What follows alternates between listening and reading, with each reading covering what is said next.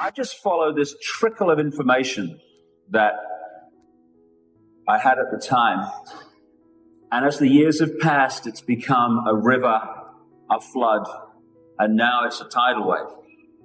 And with every step I have taken along that journey, the picture has got bigger and bigger and bigger and bigger.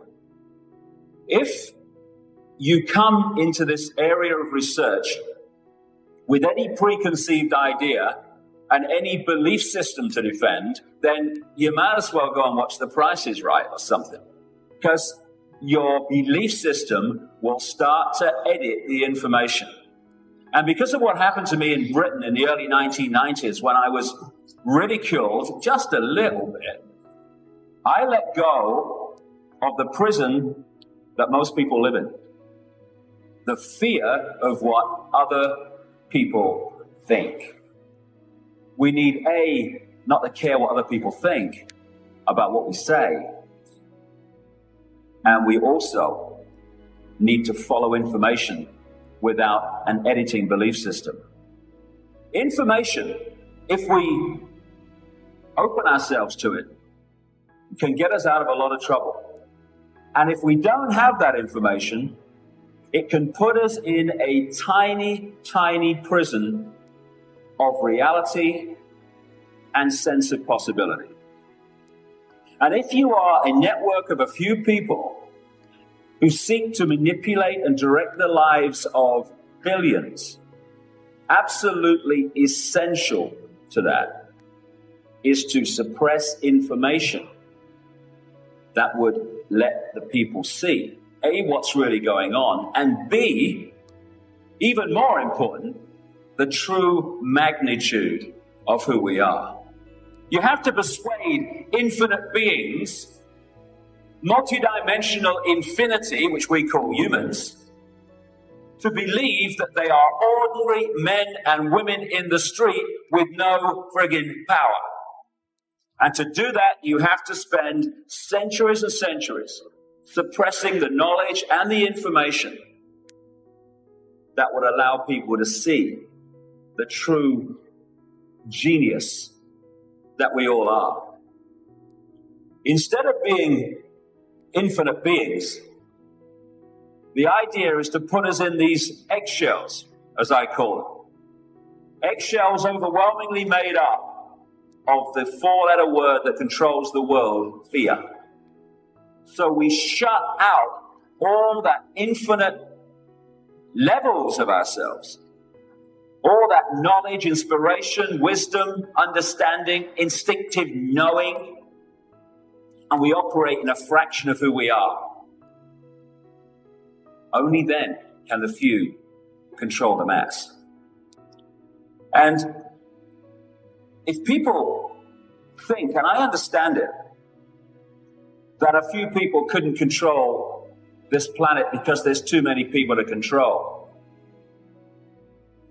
well, they just have to look at what happens to herds of sheep every day all over the world.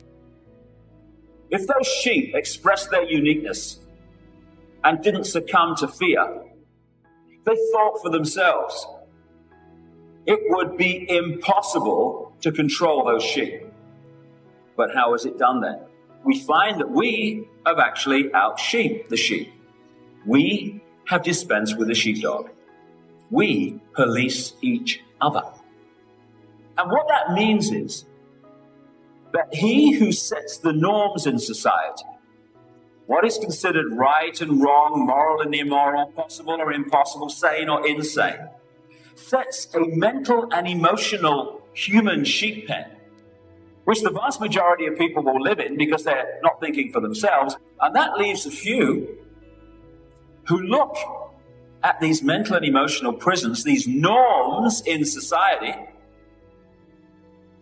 and they can see that they're limited, that they are flawed, and at their extreme, they are manipulating in pursuit of control.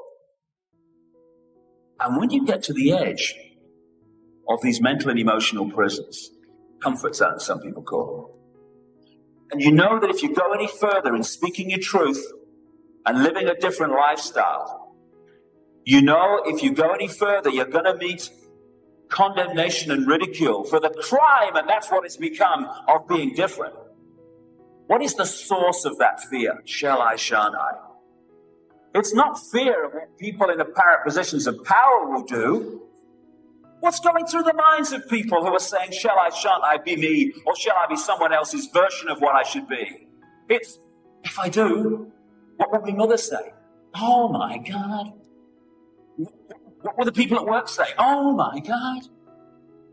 In other words, the people who frighten others into conforming are those who are already conforming. Because if people want to give their minds away and give their lives away to someone else's version of reality instead of their own, that's fine. I have a problem with that. Be my guest. Have a cup of tea.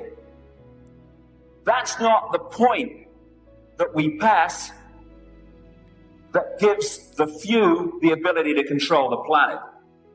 It makes it easier, yeah, but it doesn't cross the line where it becomes possible.